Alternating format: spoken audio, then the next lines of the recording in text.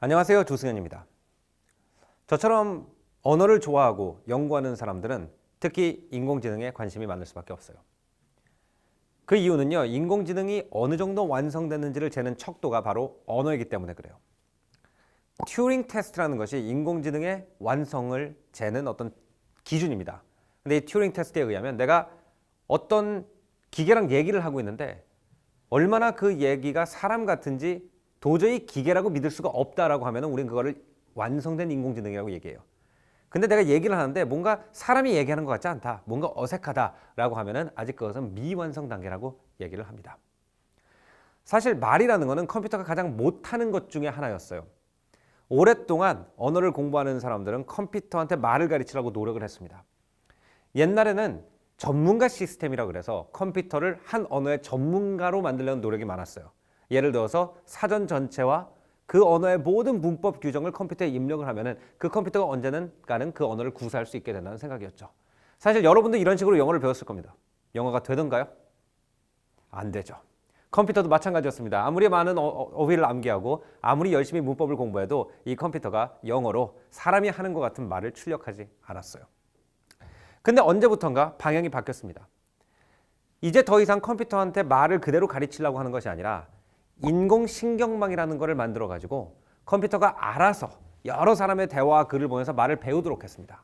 그랬더니 이 컴퓨터의 번역 능력과 언어 능력이 놀랍게 발전했습니다. 저같이 언어를 장기로 하고 있는 사람한테는 별로 달가운 소식이 아닙니다. 제가 가지고 있는 경쟁력 중에 하나는 외국어를 많이 관심을 가지고 공부를 했기 때문에 다른 한국인들이 읽지 못하는 정보를 배워서 강의를 하고 또 방송에 가가지고 얘기를 하는 거예요. 근데 만약에 인공신경망 번역기가 굉장히 높은 수준으로 발달돼서 이런 모든 정보를 갖다 척척 한국말로 읽을 수가 있다면 저도 어떻게 먹고 살까 고민이 될 수밖에 없는 거죠. 그래서 제가 이 인공신경망 번역기를 놀려 먹어보기로 결심했어요. 어떤 문장을 넣으면 이 인공신경망 번역기가 더 이상 번역을 할 수 없고 두 손을 들어버릴까 라고 고민을 했습니다. 근데 드디어 그 대답을 찾았어요. 그래서 제가 어떤 결론을 얻었냐면 우리가 인공지능에 대해서 공포를 느끼는 이유가 인공지능이 잘하는 것들이 대체로 인간이 어려워하는 것이기 때문이라는 걸 알게 됐습니다. 예를 들어서 우리가 파파고라든지 구글 통역기를 무서워하는 이유는 뭐냐면은 인간이 어려워하는 논문이라든지 문학작품 같은 걸 척척 번역해낸다는 거죠. 사람한테는 논문이나 문학작품을 번역하는 게 너무 어려운 일인데 파파고가 그걸 할 수 있다. 또는 구글 통역기가 이걸 할 수 있다. 그러니까 사람들이 우와 이제 컴퓨터가 사람보다 외국어를 잘한다 이렇게 얘기를 합니다.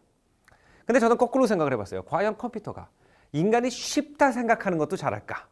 인간이 어려웠다고 생각하는 걸 잘한 건 알겠는데 인간이 쉽다 생각하는 걸 잘할까? 예를 들어서 얘가 인공신경망 번역기가 나랑 형이 술 마시면서 아니면 나랑 동네 친구가 술 마시면서 하는 상스러운 얘기도 알아들을 수 있을까?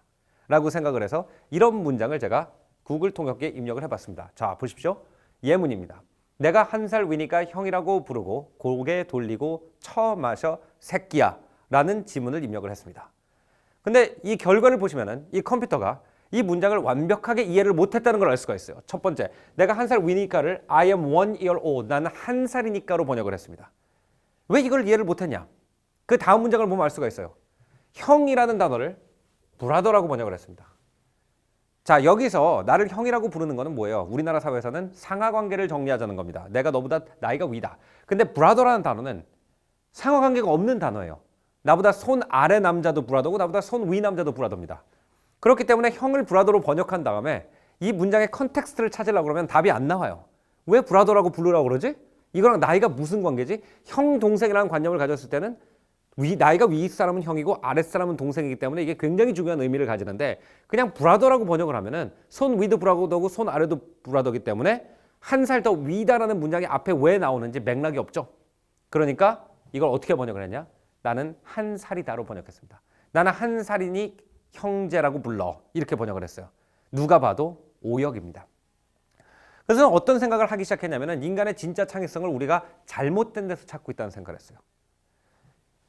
옛날에 고대인들이 쓴 또는 옛날에 18세기, 19세기에 교육 수준이 높은 사람들이 쓴 철학과 과학과 시와 문학 그것 속에서 인간지능과 인공지능의 차이를 갖다가 찾는 것이 잘못된 걸 수도 있다고 생각했습니다. 오히려 우리가 그냥 마구마구 쓰는 말 우리가 아무 생각 없이 자연스럽게 하는 행동 안에서 인공지능 시대에 인간만의 경쟁력을 찾을 수 있다고 생각을 했습니다.